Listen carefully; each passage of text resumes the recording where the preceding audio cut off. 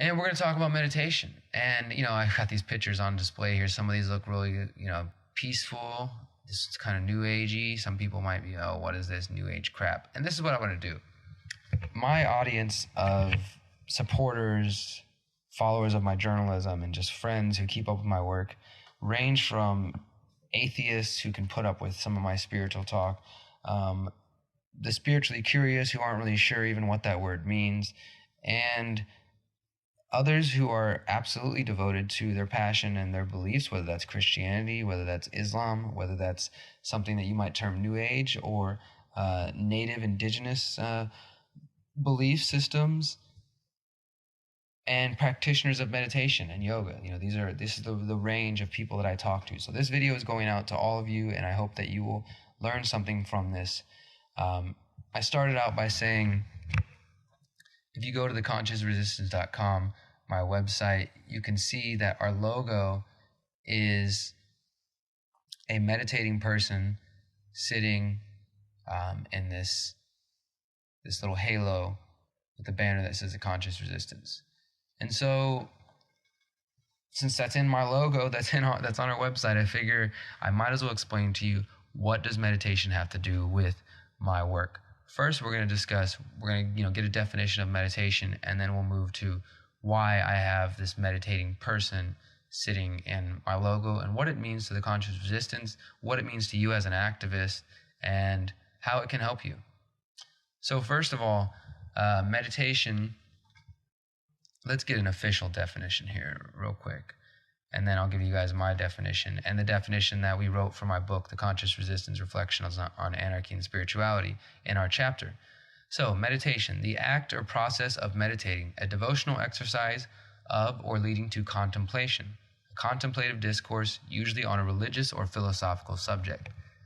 So, the act or process of meditating, devotional exercise, leading to contemplation, contemplative discourse. We see twice there they mention contemplation. So this is what I want to focus on, is that meditation is essentially an act or a practice that gets you to a contemplative, mindful state of mind, state of being. Now, what does that mean? It means where you can sort of clear away the static and clear away the clutter and be in a place where, not where everything's perfect, where you're floating, on rainbows and, your life works beautifully and you have no issues. No, it's simply just getting to that state of mind, however brief, where you can be present in the moment and have time to contemplate and to consider and to really take a balanced look at your life and your circumstances and surroundings. And it's also, of course, a state of relaxation. Some would say it's our natural state, that we're actually pulled away from that. And this meditation, most often though, it takes form in the way we see in these pictures here, which is somebody sitting down, cross-legged, with their hands, in some different position. These are called mudras, and they all have different meaning depending on what your belief system is, Buddhism, Hinduism, and what type of meditation it is. So these are all different types of meditation poses. There's various sects of Buddhism that have different types of meditations that go along with different meanings. You can see a monk here sitting meditating. This is from Thailand, a Buddhist monk. And so generally, these people are coming to sit, to still their mind, to have time to get away from the busyness of the world. And meditation has really taken on a rise in the Western world since the 60s, really since the 50s and 60s, when Buddhism and Eastern thought was first brought to America and really started to become popularized, specifically Buddhism. Now, I have been educated in through my own reading and through going to the Houston Zen Center, listening to lectures from various Zen masters and Zen speakers, and my own meditation practice. That's my most, large understanding comes from Zen. And with Zen was basically, well, let me back up for a second. Buddhism itself, of course, is of the teachings of the Buddha, Siddhartha. And he was said to have been a prince, and he went through both sides of life, the really extreme aesthetic, renouncing everything, almost starving himself, and lived in royalty and all these things, and eventually settling upon the middle path. And he came to the middle path when one day he was meditating under the Bodhi tree, and he achieved enlightenment and began teaching. And so over the years after his death, Buddhism split off into various forms in different countries. And you have some like Tibetan Buddhism, there's a lot of different gods and there's a lot of rituals. Well, as I said, I'm most familiar with Zen. Zen was basically a rejection of all that. It was like, okay, we've got a lot of rituals, we got books, we have all this stuff now, and these are helpful to keep us mindful and aware of the Buddha as the Buddha's thought. But Zen was like, what really matters is meditating. That's what Buddha was doing when he achieved enlightenment. That's what we need to focus on. So Zen focuses on zazen, which is to sit. It's meditation. So that's what I've learned a lot. And, just some background on that. And please, for those who might be more educated than me, I've been meditating inconsistently for going on 10 years now. And, but Zen and zazen it's really strict in some ways, and it's basically about trying to still the mind, constantly taking the mind to a place of balance in order to achieve liberation through, instantaneous liberation through recognition that everything is what it is, and this is kind of paradoxical thought that goes into Zen and the philosophy behind it. That's the form of meditation that we're dealing with here. So that's what I'm most familiar with, but at the same time, I also am open to a number of different types of meditation. And as I said, when you start to do your own research, you're going to see different people who advocate very strictly for their type of meditation. And there's nothing wrong with that, because I think that all types of meditation can bring different types of responses. And if you're trying to learn from a very specific type of philosophy or religion or spiritual practice or meditation, then yeah, maybe following their strict guidelines to achieve what they say you can achieve through that path is necessary. And I like to learn from all these various forms, because maybe within the form, the set of one single meditation, when you go down to sit at your mat, or to sit, outside, or to sit wherever you sit, you might go through a range of them. So let me give you some background, though, on just a little bit of Zen. So you're going to be sitting down on your butt with your legs crossed. And as I said, you can do half lotus or full lotus, which is where both your legs are crossed over the other, or maybe you just have one. And then you put your hands down in front of you. You can put your hands down resting on your knees, or, closed hands together on your lap, or you can do one of the various mudras, which have different meanings. Look into those and kind of look what feels right to you. And, often what people will say is, I have trouble meditating, I don't know how to. And this is why I want to define, what it is. It's as we said, it's a practice that brings you to a contemplative state of mind. Sidebar real quick here before I get into types of meditation and ways to meditate. I want to read you something briefly from my book, because as I said, we mentioned meditation in our chapter 7, which is on conscious healing. And this section here basically is just going to touch on yoga, meditation, and breathing and shamanism. So I want to read this to you real quickly here. Despite the apparent differences in the practices, meditation, yogic breathing, and the trance produced through shamanic exercises seem to create a similar state of mind. Meditation itself is a practice as old as human life. As long as human beings have been conscious, we have come to nature for quiet contemplation and reflection. Over time, a great number of meditation practices have been developed, each with its own instructions and insights. While we value and respect these individual methods, we note that nearly any experience can be meditative. There is something to be said for a balanced posture and proper breathing, but a bike ride, a walk under the stars, writing poetry, or any practice that offers individual quiet time within your own heart and mind can be considered a form of meditation. The consistent application of bringing one's attention to the present moment is key to any form of meditation. Remaining in the present moment, either through counting breaths, mantras, or contemplative thought, allows long dormant emotions to rise to the surface. From that point, an individual can assess how best to deal with the new data. So as I said there, to me, one of my favorite forms of meditation, besides literally, sitting down, like a sitting meditation, staring at the wall, clearing my mind for, 10 to 15 minutes in the morning, or sometimes longer sessions, is biking. Biking is hugely meditative for me. It's something I do nearly every day. I bike about 12 miles a day, and it gives me time to really process my thoughts. I find that some of my best ideas for videos or rants or essays or articles will come to me in those experiences. And that's important to remember. So we're going to focus for a moment on sitting meditations and types of those, and what your thought process can be in those. But you have to remember that it's not just sitting meditation. There's also, of course, laying meditation. There's walking meditation. These are a part of Zen. Zen does include a walking meditation practice. And so those are all different forms of those. But as I said, it can be anything. So maybe you get into this contemplative, mindful state of being when you're sewing, when you're playing music. Music is definitely a huge meditation. But what the sitting does and what is laying down does, as opposed to those other types of acts that you might do, like, maybe you love to ride your bike, but you're not necessarily thinking like, oh, I'm meditating out of this. You're just like, oh, wow, I feel good. I love, the endorphins that are released when I ride my bike and I get time to think. But what's coming to a regular place when you have, like, say, an altar or just, a seat cushion or even a pillow that you just know this is your space. You have a little sanctuary where you can keep the good vibes, the energy, whatever you want to say, around that area where you have a regular place to meditate.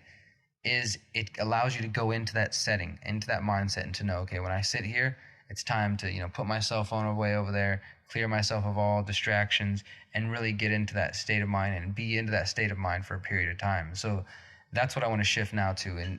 And just, some brief advice here is that we can come to sit at our table, at our altar or our pillow, our wall, whatever you choose, and do it as often as you can. I think that's helpful even for 5 minutes a day. If you're a super busy person and you're working in the office or you're working in the shop or whatever it is you do all day, when you come home and you're super exhausted and you got to take care of your family and cook food or eat food or, clean up your house, whatever it is, just make sure to give yourself 5 minutes a day, even just 5 minutes to go to your little space and to sit and relax your body. This is a one form of meditation that I do sometimes, is you just start from your toes and lay back, and one by one from, like, say, toes, like you're relaxing and just become conscious of your toes, kind of wiggle them. And I literally tried to move my consciousness to the toes, like feeling the toes and thinking about, like, wow, like, damn, like, without my toes, I couldn't do anything. And then moving your awareness to your feet, like just giving thanks and that notice, that appreciation, becoming conscious of that piece of yourself, one by one, your toes, your feet, then like your legs, your knees, thinking about all these pieces, really giving thanks. It sounds maybe silly to some of you, but I think it's something that's absolutely missing from our modern world. And it's that consciousness, awareness of ourselves in these individual pieces, but also in a whole, in a whole holistic fashion as part of this larger system. So, go up each of your body, and by the time you get to your head, I promise you, you are in just a state of relaxed bliss. You're just sitting there and just, like I said, focus on your attention on these pieces of you. And maybe through that, you start reflecting on your day. By the time you get through that and your whole body's relaxed, just think about your day from beginning to end, and start to think of, I like to ask people when I'm with friends just randomly, so guys, what's one thing you're all thankful for today? Or what was the best part of your day today? Just get people thinking, just get them to stop for a moment. And that's what you can do for yourself, is just to stop there in that moment and really process these thoughts and be, wow, yeah, oh, I forgot. And I find, you start thinking about your whole day and everything you did and all the conversations you encountered and the people you encountered, and you remember things that you forgot throughout the day, through your busy day. You're like, oh, wow, yeah, I run into so-and-so. We had this great conversation. I totally forgot about that. It's powerful. It's simple and it's powerful. So that's important. If you don't have time to literally go sit down cross-legged and face a wall, some people like to have their eyes open. Some people like to have their eyes closed. Some people, you're maybe 5 or 6 feet from the wall and you stare at soft gaze at a spot 3 or 4 feet in front of you, and you just relax. Some people say they don't know how to start meditating. A good, easy practice is just to focus on your breathing. So you're sitting down, cross-legged, you got your hands on your knees or hands in front of you. Straight back posture is important. Sitting back, relax upright on your hips, sitting up, and just breathe in. And while you're breathing in, just think 1, And breathe out. 1. Breathe in. And you're thinking 2. And just do that. And it's a really slow process. And within a couple of tries, you're going to be thinking, oh, I'm really hungry. What should I have? Oh, or I got to do this for work later. It's okay. You're going to find yourself veering off the path of meditation. People say that to me often, like, man, I hear you write about meditation or talking about how much it helped you and changed your life, or, as a tool that you can use. But I'm to this or that. And stop programming yourself to think negatively about yourself. Also, I think we need to stop surrounding ourselves with so much distractions. We constantly, and I'm definitely guilty of this. But before you're going to try to meditate, you don't just go straight from like watching 10 different things on YouTube, listening to the radio, and, interacting with people to just walk into a quiet room and start meditating. You have to kind of prep yourself to get to the meditative state of mind. So start, stilling your mind, get away from the computer or whatever for a minute, the TV, Netflix, and just kind of relax, get yourself pre-meditative ready to like really get prepared. Okay, like I'm breathing, let me just clear my thoughts of everything. And eventually you'll have an easier time at that, but you still will find yourself thinking of things, and that's fine. What I try to do, what I've learned is, you see your thoughts like passing clouds. So they're drifting by and you notice them, you find yourself, oh, I'm thinking about work again. Okay, well, let me thank you, work. Let me take that and set it aside, and it just keeps floating by, and then center yourself again, and just start your breath counting again. And you might never get above 5, but it's still helpful. Just keep going back to it, keep centering yourself. And this is something that becomes easier over time. But also, even if you don't think it's helping you, I promise you it is.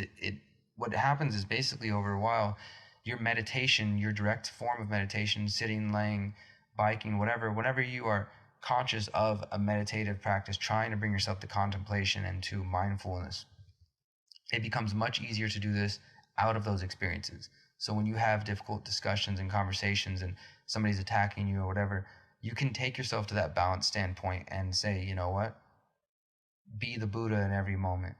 I'm going to just hear what they're saying.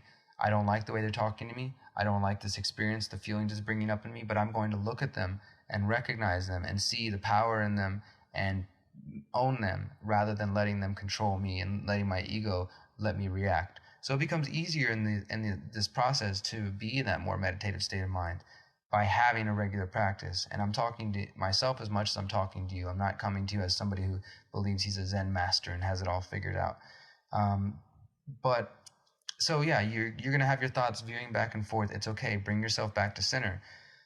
So that's when you're trying to clear your mind, right? You're trying to just be there and just breathe and have different practices. Maybe you have a mantra. Some people have words they repeat to themselves to kind of keep their mind on that. And again, you find yourself veering off, just come back to your word. So there's that. But there's also another form of meditation that I find is helpful, and that is actually just still coming down and sitting and staring at the wall or sitting at your space and just being in the good spot, but actually letting those thoughts come up and then sitting there with no other distractions but those thoughts. Because that's the thing, is sometimes when we have painful situations or hurtful situations, we do whatever we can to distract ourselves from actually dealing with them rather than processing them and getting stronger by healing from them. So in the meditative state of mind, you can clear away all the other distractions and just be there and be like, okay, well, yeah, I've got this job situation, I need to deal with. I hate my job. I've got this job offer or this relationship or whatever it may be, the struggle that you are currently dealing with, big or small. Just take the time to sit there and be, okay, I'm going to sit here. And it's not about conquering this thing, but it's like, I'm going to sit here and put my mind to this and really let all my feelings come to the surface and think about it and process it and get clear-headed and try to come to a decision.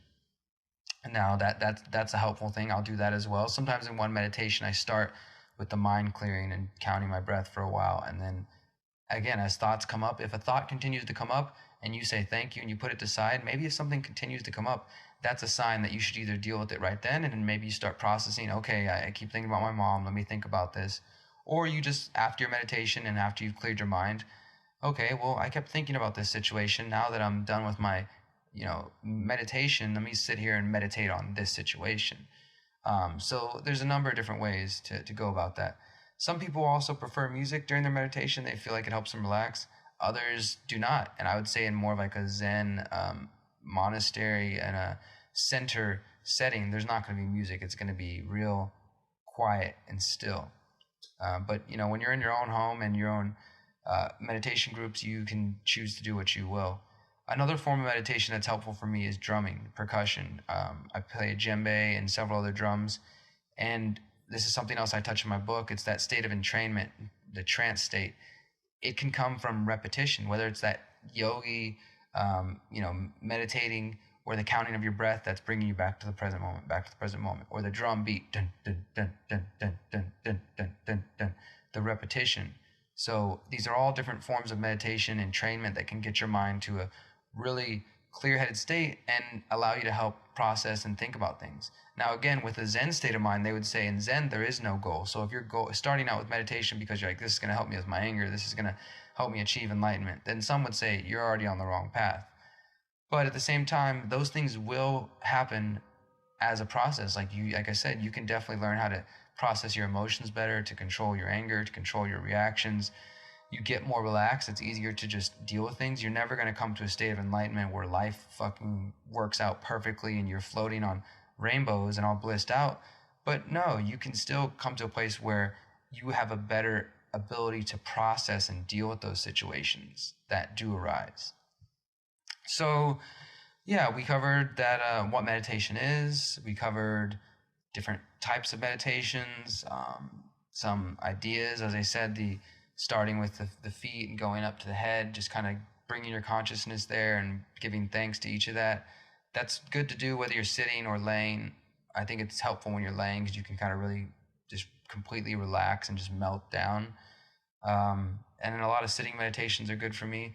So find something that works for you. And even if you are somebody that thinks it's that static, find a place. I promise you, everybody has the ability to meditate. It's not something that you can't do. You can do it. It's just about finding a way to get yourself into that groove. And I promise you there are many, many benefits to it waiting on the other side for you. This has been proved in study after study, scientifically, that there are benefits to us meditating. And I would say that Buddhism and the long history of Eastern traditions of meditation and traditions all over the world have proved that time and time again. So that's my bit on meditation. I wish you happy meditating, friends. Please do consider that, and speaking